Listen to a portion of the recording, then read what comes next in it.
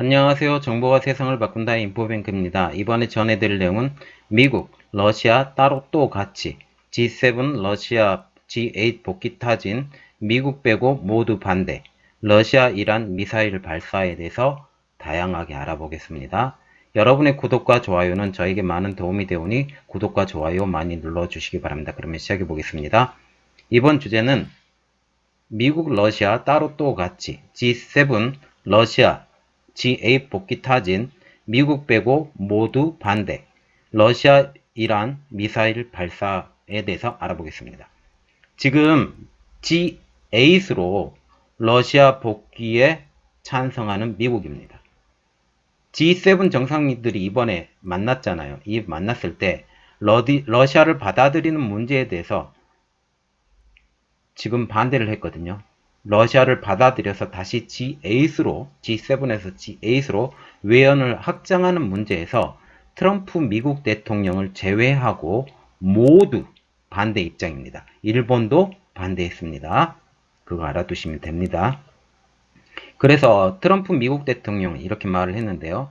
이란, 시리아 문제 등에 있어서 러시아가 핵심적인 플레이어이므로 러시아를 G7에 합류시키는 게 옳다라고 지금 얘기를 하는데, 이 배경으로 보면 지금 이란 문제에 대해서 지금 미국만 싸우고 있잖아요. 영국 포함해서, 물론 이스라엘도 포함해서 그렇게 싸우고 있는데, 지금 러시아를 그 안에 끌어들이고 싶어하는 미국입니다.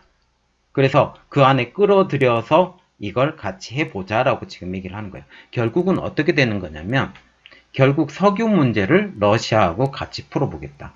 석유 값을 좀 폭등을 시켜서 중국의 1대1로를 좀 회왕을 놔보겠다라고 아주 전에, 한 달 전에 올려놨던 영상이 있거든요. 그 영상을 봐보시면 되는데, 제가 이걸 링크를 시켜드리겠습니다. 이곳을 보시면 러시아 문제가 지금 미국으로는 되게 중요한 문제예요. 그래서 러시아하고 지금 같이 가고 싶다라는 겁니다.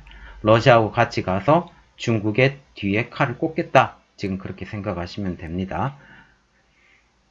이것은 AP통신하고 로이터 통신에서 지금 말을 했습니다. 그러면 왜 러시아를 반대를 할까요? 미국을 제외하고.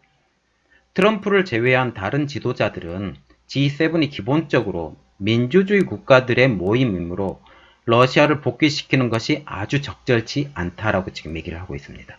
그러면 G7이 무슨 나라가 있길래 이렇게 자유민주주의를 수호하는 나라들의 모임이라고 얘기했는지 한번 보겠습니다. 지금 G7에 포함된 나라는 미국, 영국, 프랑스, 독일, 캐나다, 그리고 이탈리아, 일본 등입니다. 이렇게 포함된 나라들이 있고요. 그러면 왜 G8이었는데 G7으로 바뀌었을까요? 그 전에 중간에 러시아가 포함된 G8이라는 게 있었어요. 그런데 러시아가 빠졌기 때문에 G7으로 바뀌었거든요. 그런데 왜 러시아는 이때 제명이 돼서 G7으로 바뀌었을까요? 그걸 한번 보겠습니다.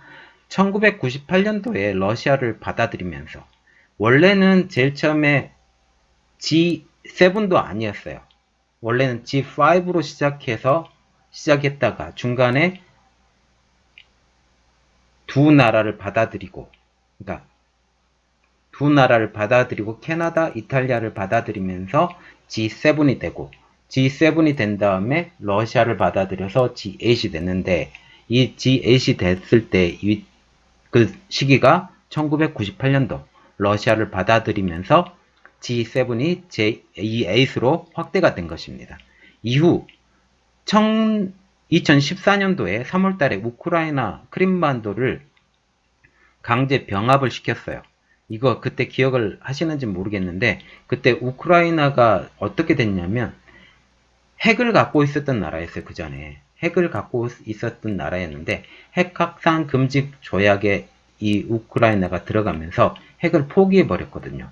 핵을 포기하면서 이제 그쪽 치안을 안심을 시키겠다, 우리가 지켜주겠다라고 얘기했는데, 그 지금 총리가 그 러시아 군을 밀고 들어와서 크림반도를 점령해버린 거예요. 푸틴 대통령.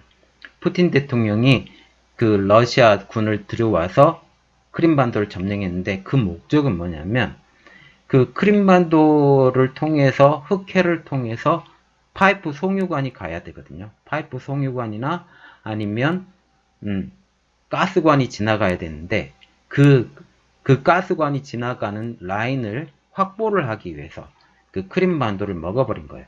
그 크림반도를 안 먹었으면 그쪽 지역이 누구 소유였냐면 그 우크라이나 소유였기 때문에 지나가는 비용도 내야 되기 때문에 그 비용을 좀 아끼려고 그리고 그거에 대해 좀 반대하는 분위기도 있고 그래서 거기를 침략을 해버린 게 가장 큰 핵심입니다. 그렇게 보시면 됩니다.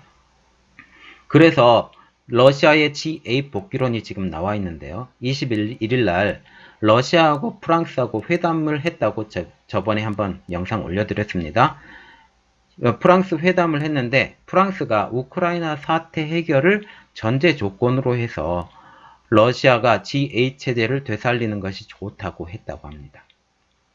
그리고 러시아가 이제 다른 내용입니다.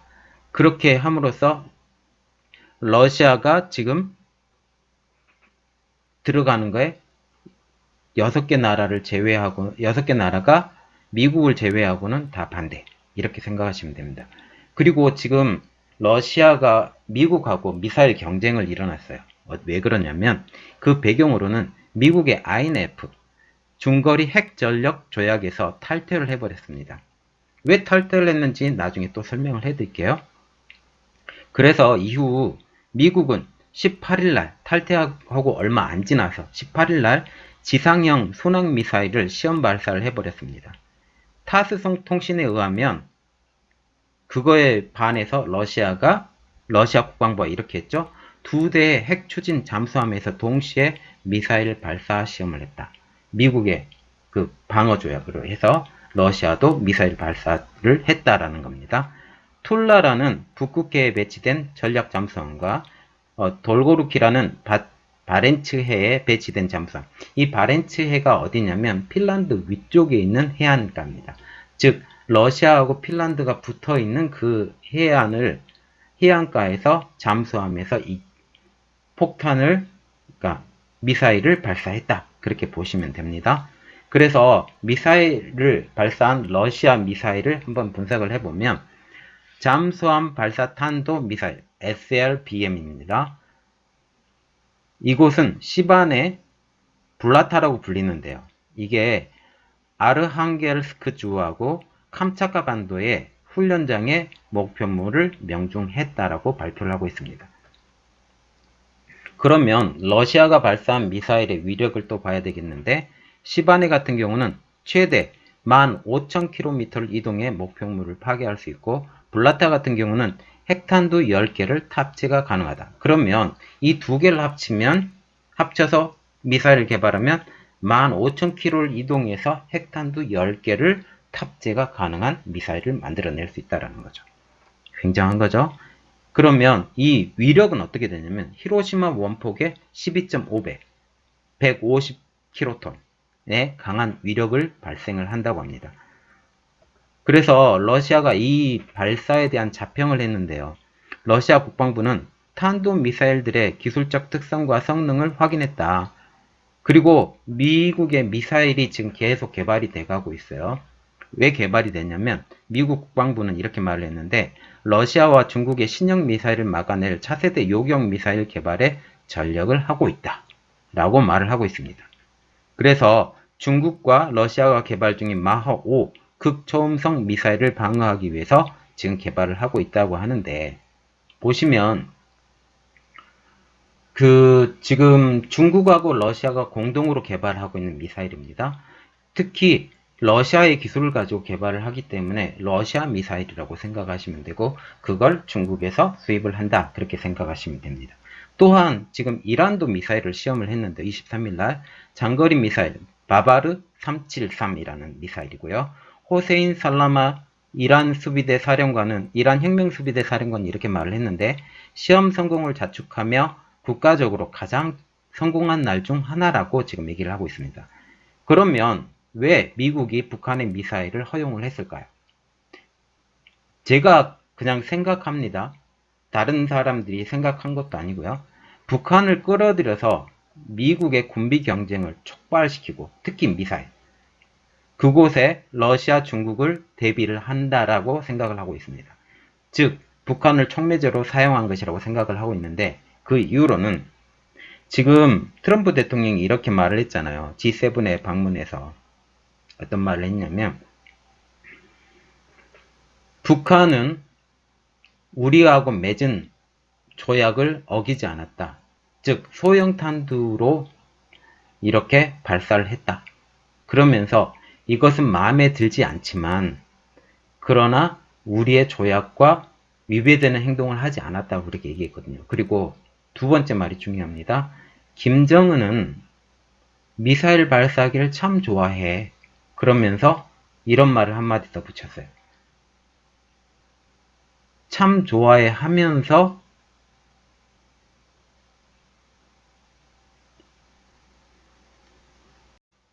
우리도 이렇게 비슷한 미사일을 발사한다. 그러니까 북한은 우리하고 큰 대동소이하다. 이런 식으로 얘기를 했거든요. 이렇게 보면서 우리가 생각을 해야 될 건 뭐냐면 북한을 그냥 미사일 발사를 만들어 놓으면서 미국도 이 미사일 발사가 당연하다듯이 지금 그렇게 얘기를 하고 있는 것입니다. 그래서 북한의 미사일을 하면 왜 그러냐면 미국이 미사일을 하나 발사를 하려고 하면 세계적인 눈치를 봐야 돼요. 세계적인 눈치를 보면서 미사일을 발사를 해야 되는데 북한도 발사를 했는데 우리도 발사를 해야 되지 않겠느냐 지금 이런 식으로 하면서 미국의 미사일 발사의 당위성을 그냥 얘기를 해버린 겁니다.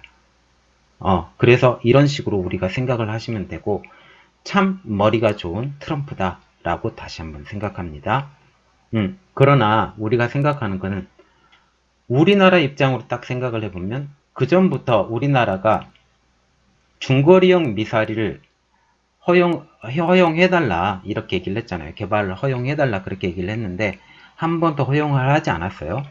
그런데 이미 중거리용 미사일을 우리가 개발하는 걸 허용을 했다면 미국 미사일이 우리나라에 배치된다 그런 얘기가 나오지 않고 우리나라 스스로 개발을 했으니까 중국에서도 아무 말 하지 못했을 거 아닌가라는 그런 생각을 갖게 됩니다.